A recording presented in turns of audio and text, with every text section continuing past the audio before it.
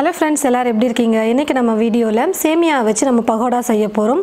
ரொம்பவே வித்தியாசமான முறையில தான் நம்ம செஞ்சிருக்கோம். கண்டிப்பா எல்லாருக்கும் ரொம்ப பிடிக்கும். ஈவினிங் டைம்ல சாப்பிடுறதுக்கு ஒரு நல்ல ஸ்நாக்கா இருக்கும் இது. வாங்க எப்படி செய்யறதுன்னு பார்க்கலாம். 1 கப் சேமியா எடுத்துர்க்கேன். இந்த சேமியாவோட weight பாத்தீங்கன்னா 180 கிராம் சேமியா பாக்கெட்ல பாதி சேமியா வந்து நான் எடுத்துர்க்கேன். நீங்க எந்த கப் எடுக்கறீங்களோ அதே கப்ல மத்த பொருட்களை மெஷர்மென்ட் எடுத்துக்கிட்டீங்கன்னா கரெக்ட்டா இருக்கும். ஸ்டவ் பத்த வச்சிட்டு ஸ்டவ் மேல ஒரு கடாய் வச்சிருக்கேன். கடாயில இப்போ சேமியாவை சேர்த்துக்கறேன். வறுத்த சேமியாவே இப்பலாம் கடையில விக்கறாங்க. அந்த சேமியா நீங்க யூஸ் பண்றதா இருந்தா இது போல கடாயில வறுக்க வேணாம்.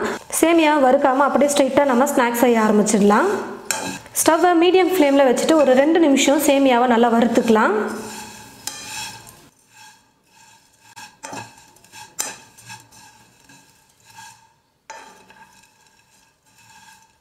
ரெண்டு நிமிஷம் நல்லா வறுத்து எடுத்துக்கிட்டேன். இப்போ நான் ஸ்டவ் ஆஃப் பண்ணிட்டு இது ஒரு பாத்திரத்துல மாத்திக்கிறேன். சேமியா எடுத்த அதே கப்ல 1/2 கப் அளவுக்கு தயிர் சேர்த்துக்க போறேன். ரெண்டையும் சேர்த்து நல்லா மிக்ஸ் பண்ணி விட்டுக்கலாம்.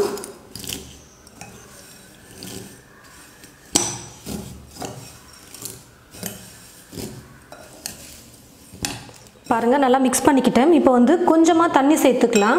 தயிர் 1/2 கப் எடுத்தேனா அதே கப்ல 1/4 கப் அளவுக்கு தண்ணி சேர்த்துக்கிறேன்.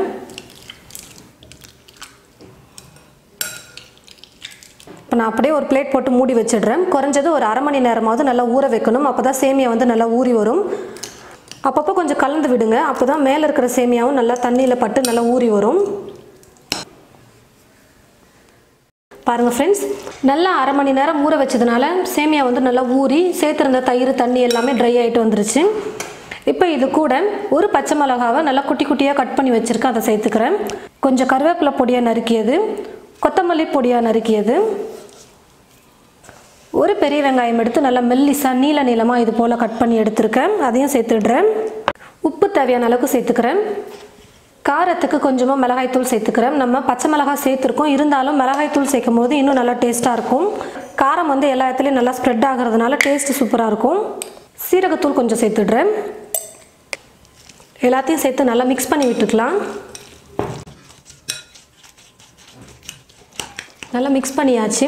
இப்போ இது வந்து அப்படியே எண்ணெயில போட்டோம்னா கண்டிப்பா பிரிஞ்சு விழுந்துரும். அதனால ஒரு பைண்டிங்காக வந்து கடலை மாவு சேர்த்து நம்ம மிக்ஸ் பண்ண போறோம். கொஞ்சம் கொஞ்சமா கடலை மாவு சேர்த்து நான் மிக்ஸ் பண்ணிக்கிறேன். ரொம்ப இலக்கமா இருக்கிறதுனால எண்ணெயும் அதிகமா குடிச்சிரும் எண்ணெயில போட்டோம்னா. அதனால கடலை மாவு கொஞ்சம் கொஞ்சமா சேர்த்து நல்லா கெட்டியா வர வரைக்கும் மிக்ஸ் பண்ணிக்கலாம்.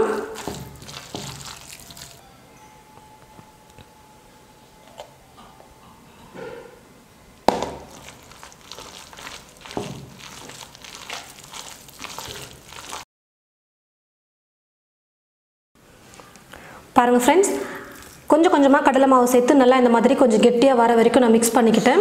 நம்ம மிக்ஸ் பண்ணும்போது தெரியும் அது வந்து இலக்கமா இருக்கா இல்ல கொஞ்சம் கெட்டியா இருக்கான்னு. ரொம்ப இலக்கமா இருந்துச்சுன்னா கண்டிப்பா எண்ணெய் அதிகமா குடிக்கும். இப்போ இது வந்து கரெக்டான பதத்துல தான் இருக்கு பாருங்க. எண்ணெயில பகோடா மாதிரி எடுத்து போறதுக்கு கரெக்டா இருக்கு. நான் வந்து மாவெல்லாம் போட்டு மிக்ஸ் பண்ணும்போதே கடாயில எண்ணெய் ஊற்றி வச்சுட்டேன். எண்ணெய் நல்லா காஞ்சிட்டு இருக்கு. இப்போ நல்லா சூடா இருக்கிற எண்ணெய் வந்து 2 ஸ்பூன் அளவுக்கு இதுல சேர்த்து மிக்ஸ் பண்ணிக்க போறேன். இப்படி சூடா எண்ணெய் சேர்த்து மிக்ஸ் பண்ணி செய்யும் பொழுது நல்லா மொறு மொறுன்னு சூப்பரா வரும்.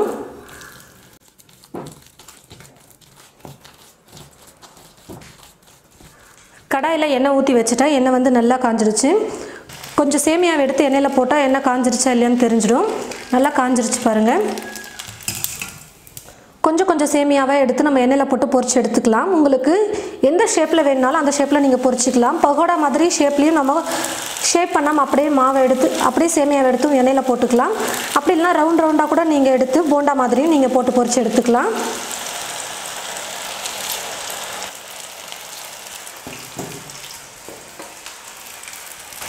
அப்பப்போ திருப்பி கொடுத்துட்டே இருங்க. அப்பதான் எல்லா பக்கமும் கரெக்டா வெந்து கலரா வரும்.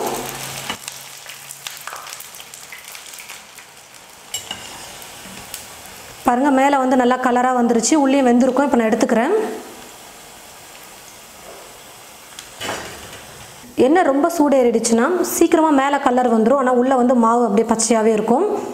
அதனால கொஞ்சம் எண்ணெய் நல்லா காஞ்சதுக்கு அப்புறம் மீடியம் ஃப்ளேம்ல வச்சுட்டு குக் பண்ணுங்க. அப்பதான் கரெக்டா வெந்து கலரும் நல்லா வரும். நான் வந்து இப்போ சோடா உப்பு சேர்க்காம தான் செஞ்சிருக்கேன். நிறைய பேர் வந்து சோடா உப்பு சேர்க்காம செய்யலாமான்னு கேட்குறாங்க. கண்டிப்பாக செய்யலாம். சோடா உப்பு போட்டு செஞ்சால் கொஞ்சம் புசு புசு நல்லா எழும்பி வரும், அதனால தான் சோடா உப்பு போடுறது. மற்றபடி வேறு எதுக்காகவும் இல்லை, நம்ம சோடா உப்பு போடாமலும் செய்யலாம். அதே மாதிரி தான் அரிசி மாவும் சேர்த்து செய்யலாம். ஒரு 2-3 ஸ்பூன் அரிசி மாவு ஆட் பண்ணிக்கிட்டோம்னா இன்னும் நல்லா கிறிஸ்பியாக இருக்கும். ரெண்டுமே ஆப்ஷனல் தான். அரிசி மாவு இருந்தால் நீங்கள் சேர்த்துக்கோங்க, இல்லைனா ஸ்கிப் பண்ணிக்கலாம். இப்போ நான் சோடா உப்பும் அரிசி மாவும் சேர்க்காம தான் செய்ய போகிறேன். இதே போல் இருக்கிற எல்லா சேமியாவையும் எண்ணெயில் போட்டு பகோடாவாக பொரிச்சு எடுத்துக்கலாம். பாருங்கள் ஃப்ரெண்ட்ஸ், 1 கப் சேமியா வச்சு நம்ம நல்லா டேஸ்டியான ரொம்ப டிஃப்ரெண்ட்டான முறையில் பகோடா செஞ்சுருக்கோம். எப்பயும் ஒரே மாதிரி பகோடா செஞ்சு சாப்பிடாம கொஞ்சம் வித்தியாசமாக சேமியாலாம் யூஸ் பண்ணி செய்யும்பொழுது வீட்டில் இருக்கிறவங்க ரொம்பவே லைக் பண்ணி சாப்பிடுவாங்க.